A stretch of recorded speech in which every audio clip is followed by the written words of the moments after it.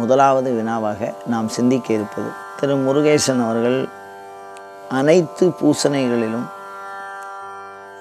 விநாயகர் முதன்மைப்படுத்தப்படுவது ஏன்? எல்லா தேவதையும் இருக்குது, அவருடைய விஷயம். அதில் வந்து கணபதியை மாத்திரம்தான் நீங்கள் முதன்மைப்படுத்துனீங்களே ஏன்னு கேட்குறாரு. அதாவது ஒவ்வொரு சாமிக்கும் இந்து மதத்தினுடைய தனி சிறப்பே என்னென்னா, ஒரு உருவம் உண்டு. அந்த ஒவ்வொரு உருவமும் வெவ்வேறு விதமான பலனை நமக்கு தரவல்லது அப்படிங்கிறது தான் ஒரு ஹிந்துவனுடைய ஒரு சாராம்சமான விஷயம். அந்த உருவத்தில் இந்த விநாயகருக்கு உண்டான உருவத்தில் உள்ள சிறப்பு என்ன அப்படின்னு கேட்டிங்கன்னா, பொதுவாக வந்து எல்லா செயல்கள்லையும் கணபதியை முன்னாடி ஏன் வைக்கிறீங்க அப்படின்னு கேட்டிங்கன்னா, நீங்கள் எந்த செயலை வேணாலும் செய்யுங்க, அந்த செயலுக்கு 3 விஷயம் இருக்கும். என்ன அப்படின்னா, நீங்கள் என்ன செய்யணும்னு நினைக்கிறீங்க, அதுதான் முதல் விஷயம். அதுக்கு பேர் சங்கல்பம்னு சொல்லுவோம். அந்த செயலை செய்யறதுக்கு என்ன தகுதி வேணும், அந்த செயலை செய்து முடிப்பதற்கு என்னென்ன பொருள் வேணும், அந்த செயலை செய்து முடிப்பதற்கு எந்த அளவுக்கு காலம் வேண்டும், அந்த செயலை செய்வதனாலே ஏற்படுகிற பயன் என்ன, இந்த மாதிரி ஒரு கோட்பாடு இருக்குது. இந்த கோட்பாடுகள் வந்து இப்போ வந்து ஒரு உதாரணம் சொன்னால் இது புரியும். ஒரு பையனை இல்லை நமக்கு வந்து வயிற்ற பசிக்குது, இது வந்து நம்மளுடைய பேஸ். ஒருத்தருக்கு வயிற்ற பசிக்கிறது, இப்போ தனியாக இருக்கார். இப்போ அவருக்கு வந்து பசியை நிரப்பிக்கொள்ள வேண்டும் என்பது அவர் மனசில் இருக்கக்கூடிய ஒரு உணர்வு.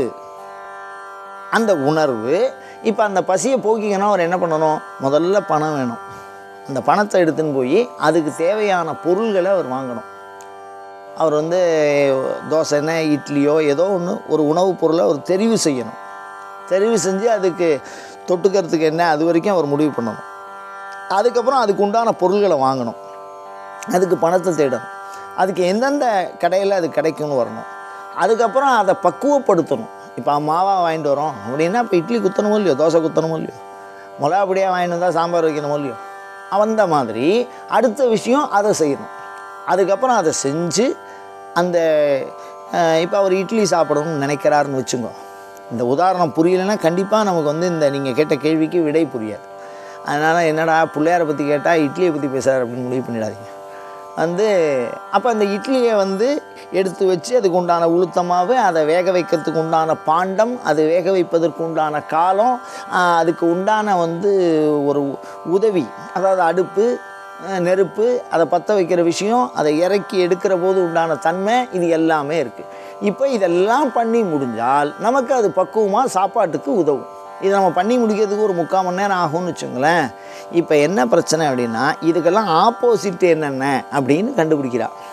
என்ன ஆப்போசிட் அப்படின்னா, முதல்ல வந்து நமக்கு வயிற்ற பசிக்கிறது, ஆனால் நம்ம கையில் காசு இல்லை அப்படின்னா அது முதல் குற்றமாக போகும்.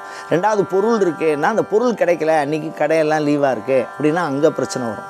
இல்லை நமக்கு உப்பு அதிகமாக போட்டோம், பொருளை கூட போட்டு அந்த சாப்பிடக்கூடிய பக்குவம் மாறி போச்சு அப்படின்னு சொன்னால் அதில் பிரச்சனை வந்துடும். அதுக்கப்புறம் நம்ம சமைக்கும்போது எல்லாமே காந்தி போயிடுது அப்படின்னா உண்ண முடியாத நிலைமைக்கு அது மாற்றப்படும். அப்போது மனதில் வச்சிருக்கக்கூடிய இந்த விஷயம், இந்த உணவு பசியை போக்கிக் கொள்ளுவதல் என்பது அது தீர்மானமாக இருந்து, அந்த தீர்மானம் மிகச் சரியாக எண்ணிய வண்ணம் செயல்படுத்தப்படுமே ஆயின் அது பூரணமான பலனை உங்களுக்கு பெற்றுத்தரும். அப்படி ஒரு மனிதன் எண்ணியது முதல் அதை அனுபவமாக அடையும் வரை எல்லா காரியங்களுக்கும் எது தடைகள், எது உடன்பாடுகள், எது சரி அப்படின்னு சொல்லக்கூடிய அனைத்தையும் ஒரே கணபதியாகிற இந்த மூர்த்தம், அதாவது கணபதியினுடைய வடிவம் பெற்றுத்தரும். அந்த மாதிரி கணபதியினுடைய வடிவம் 16ன்னு சொல்கிறா. ஒரு காரியத்தை நிர்ணயம் பண்ணுறதுக்கு 16 லட்சணம் சொல்கிறா. முதல்ல எந்த ஒரு காரியம் பண்ணாலும் இன்முகத்தோடு பண்ணணும். ஒருத்தர் கோபமாகவே இருக்காருன்னு வச்சுங்களேன், அவர் அந்த காரியத்தை வந்து செஞ்சு முடிக்க முடியாது. அதனால் முதல்ல ஒரு நல்ல மனநிலை வேணும் காரியத்தை செய்யுது. ஊக்கம் அப்படிங்கிறது என்ன? மனநிலை. சுமுகா ஜனமஹா அப்படின்னு கணபதி ஆராதனை பண்ணுறோம். சுமுகானா இன்முகத்தோடு இருக்கு. ஏகதந்தா ஜனமஹா அப்படின்னா, தந்தம்ங்கிறது யானையினுடைய சிறப்பு. வேறு எந்த உயிரினத்துக்கும் இல்லாத, அதுக்கு மாத்திரம் இருக்கக்கூடிய ஒரு தனி பண்பு தந்தம்னா. தந்தம்னா பொதுவாக பல்லு, ஆனால் இந்த இடத்துல சொல்லக்கூடியது யானையினுடைய தந்தம். இருந்தாலும் 1000 பொன், இறந்தாலும் 1000 பொன். அந்த மாதிரி உங்கள் மனதிலே உள்ளே தோன்றுகிற எண்ணம். கபிலாய நமஹ அப்படின்னு அந்த 16 விதமாக பிரிக்கிறார். 16 நாமாவளி, சோடச நாமாவளி. அந்த சோடச நாமாவளிக்கும் இந்த மாதிரி ஒரு காரியத்தை செய்யறதுக்கு இன்முகத்தோடு கூடியவனாக இருக்க வேண்டும், நல்ல ஞானத்தோடு கூடியவனாக இருக்க வேண்டும், செய்கின்ற செயலை ஊக்கத்தோடு செயல்பட வேண்டும், அதுக்கு உண்டான காரிய தடைகளை எதையெல்லாம் காரிய தடை என்று அறிதல் வேண்டும், அதை எவ்வாறெல்லாம் நிவர்த்தி செய்ய வேண்டும் என்பது வேண்டும். இந்த மாதிரி விஷயங்களெல்லாம் நமக்கு அனுக்கிரகம் பண்ணுறது தான் கணபதியோட வேலை.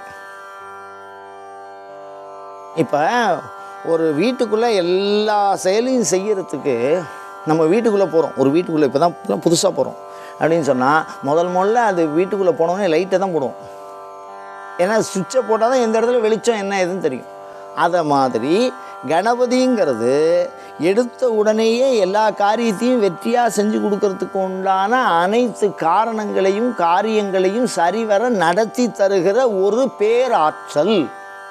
இச்சாசக்தி, கிரியாசக்தி, ஞானசக்தி, அந்த மூன்றுத்தையும் ஒன்றா அனுக்கிரகம் பண்ணக்கூடிய ஒரு கடவுள். அதனால் அந்த காரியம் நிறைவேற்றத்திற்கு உண்டான 16 பண்பு அது ஒரு பெரிய ஒரு விளக்கமான ஒரு பாடப்பிரிவு. இது அவரை ஏன் முதல்ல வச்சாங்கிறதுக்கு அதில் முக்கியமாக நான் உங்களுக்கு சொல்ல விரும்புகிறது என்ன கடைசியில் அப்படின்னா, ஒரே ஒரு விஷயம்தான். ஒரு செயலை செய்ய துவங்கி எண்ணியது வரை, அதை செய்து அதை அனுபவமாக நான் பெறுவது வரை, அந்த செயலை நாம் நினைத்த வண்ணம் அமைத்து தருவதற்கு என்னென்ன காரண காரியங்கள் அனைத்தையும் சரிவர நன்கு அமைத்து தருகின்ற ஆற்றலை இறைவன் அருளியதனால் அந்த கணபதி.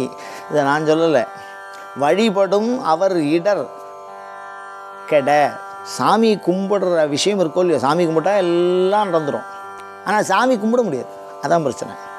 வழிபடுபவருக்கு இடர், அந்த இடர்களை நீக்குபவர். அப்படி வழிபாடுங்கிற அந்த தன்மையை செய்து முடிக்கிற வரைக்கும் அந்த இடர்கள் இருந்ததுன்னா சாமியோட அனுகிரகம் நமக்கு கிடைக்காது. ஆனால் சாமியோட அனுகிரகம் கிடைக்கிறதுக்கு நம்ம வழிபாடு பண்ணணும். அப்போ அது ஒரு அடிப்படையாக அந்த கணபதியினுடைய வழிபாடை வைத்திருக்கிறார்கள். அப்போ அந்த வழிபாட்டுக்கு உண்டான அனைத்து நன்மையும் நமக்கு செஞ்சு கொடுக்கக்கூடிய, நம்மளுடைய மனசை ஒருநிலைப்படுத்தி கொடுப்பார், நமக்கு புத்தியில் அமைதியை கொடுப்பார், இறைவன்கிட்ட பரிந்துரை பண்ணுவார், இந்த காரியத்தை நல்லதை நினைக்க வைப்பார், அதை எப்படி செயல்படும், அவ்வளவு செயலும் கணபதிக்கு இருக்குது. அந்த கணபதியினுடைய அனுகிரகத்தை பெறுவதனால் ஒரு காரியம் மிக செம்மையுற முடியும் என்கின்ற அந்த அருள். எப்படி லக்ஷ்மி காசை கொடுக்குதோ, சரஸ்வதி அறிவை கொடுக்குதோ, அது மாதிரி கணபதிங்கிறவர் காரியத்தின் தடைகளை நீக்குபவராய் அந்த காரியத்தை செம்மையுற அமைவதற்கு உண்டான அனைத்து தேவைகளையும் நிறைவு செய்யும் ஆற்றலாக வணங்கப்படுகிறார்.